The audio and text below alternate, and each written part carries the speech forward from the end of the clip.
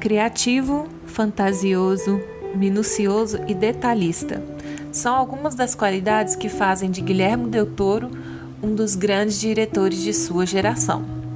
Nascido em 9 de outubro de 1964, del Toro desenvolveu interesse por cinema ainda bem jovem. De acordo com o próprio diretor, sua aparência estranha possibilitou sua imediata identificação com seres monstruosos e solitários.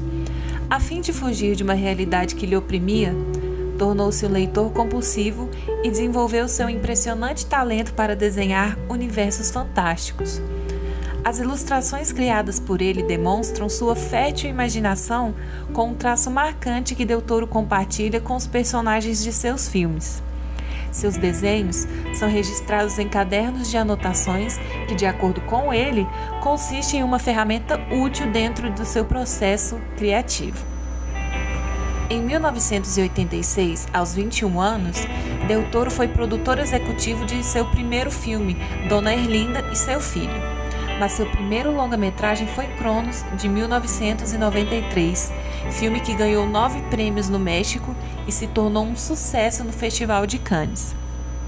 Em Cronos, podemos encontrar vários elementos que compõem a obra cinematográfica de del Toro: as engrenagens expostas, os objetos autômatos que ganham vida, o choque entre o mundo infantil e o adulto, o medo que as crianças sentem do abandono e da solidão, e os seres monstruosos que despertam a compaixão e a simpatia do espectador.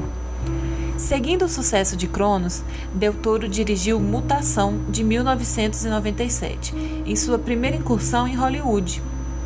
Decepcionado com o insatisfatório resultado do filme, retornou ao México, onde formou a produtora The Tequila Gang e conquistou a crítica com o filme de horror atmosférico A Espinha do Diabo, de 2001. Uma história de fantasma situada na época da Guerra Civil Espanhola, lhe rendendo o prestígio que detém até hoje. Del Toro ambienta o filme durante uma época mundial conhecida por seus horrores, tais como execuções a sangue frio e as torturas em prisões de pessoas contrárias ao regime ditatorial de Francisco Franco. No pátio do orfanato destaca-se uma enorme bomba atômica, que paira como uma constante ameaça, representando o horror que circunda a história. Visualmente, o filme encanta com efeitos impactantes que não perdem valor com o tempo. O fantasma de A Espinha do Diabo, ao invés de ser translúcido como a maioria dos filmes retrataria, tem aparência humana, com a pele quebradiça e cinzenta, olhos brilhantes e escuros, e em sua testa aparece algo semelhante a um vapor vermelho, representando a forma violenta como for assassinado. Assim, pela forma peculiar como é mostrada, sua imagem consiste em uma manifestação da beleza horrível presente no filme. Com o absoluto sucesso de A Espinha do Diabo, del Toro recebeu o convite para dirigir o filme da franquia Blade em 2002. Apesar da baixa recepção por parte do público e da crítica, o diretor se manteve no mainstream hollywoodiano com Hellboy, de 2004, filme baseado nas elogiadas HQs escritas por Mike Mignola. Hellboy conta a história de um demônio resgatado dos nazistas que cresce para se tornar um defensor contra as forças da escuridão. Em Hellboy, del Toro começa a trabalhar naquilo que o fará um diretor único, a criação de um universo fantástico. Maquiagens impecáveis, efeitos práticos e um riquíssimo design de produção fazem da obra uma peça rara nos hoje populares filmes de heróis. Del Toro explora toda a fantasia da história, mesclando elementos dos contos de H.P. Lovecraft com as aventuras das histórias em quadrinhos que lia desde pequeno. Mesmo não tendo uma arrecadação estrondosa como os recentes filmes do gênero, Hellboy conquistou uma gama de fãs e ganhou uma continuação em 2008, com uma história ainda mais rica em elementos e uma direção mais segura de del Toro, com excelentes cenas de ação e um apuro visual de impecável esmero. Entre o lançamento de Hellboy 1 e sua continuação direta, O Exército Dourado, Guillermo del Toro lança sua mais aclamada obra até então, O Labirinto do Fauno, de 2006. O filme alterna entre a realidade e a fantasia, de modo a provocar uma constante hesitação no espectador. É uma obra de metáforas entre horrores da guerra e as repugnâncias humanas que ameaçam a inocência das crianças, representadas na figura de Ofélia. O Labirinto do Fauno brinca ainda com a beleza do horror, com cenas memoráveis que assustam e encantam ao mesmo tempo. Um conto de fadas sombrio e encantador que reforça a fantasia como uma fuga da realidade opressora na qual vivemos. Depois dessa sequência de filmes lançados em um curto período de tempo, Del Toro se dedica a outros projetos como produtor. São eles: Beautiful, de 2010, Kung Fu Panda 2 e O Gato de Botas, de 2011, e A Origem dos Guardiões e O Hobbit, de 2012. Em 2013, ele volta à direção com Círculo de Fogo, em homenagem aos tokusatsu japoneses, famosos pelas lutas entre robôs e monstros gigantes. Assim como originalmente os tokusatsu representavam uma memória para a Segunda Guerra Mundial e, em especial, os ataques nucleares a Hiroshima e Nagasaki, Del Toro ressignifica essa nova ameaça global que deixa de ser apenas nuclear para ser um problema humanitário, onde o ser humano está cada vez mais egocêntrico, enfornado em seu orgulho, seja ele radical, nacional ou de gênero.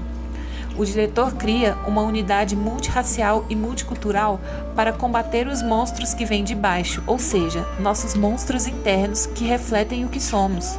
Círculo de Fogo, além de tecnicamente brilhante, é tematicamente relevante e profundo.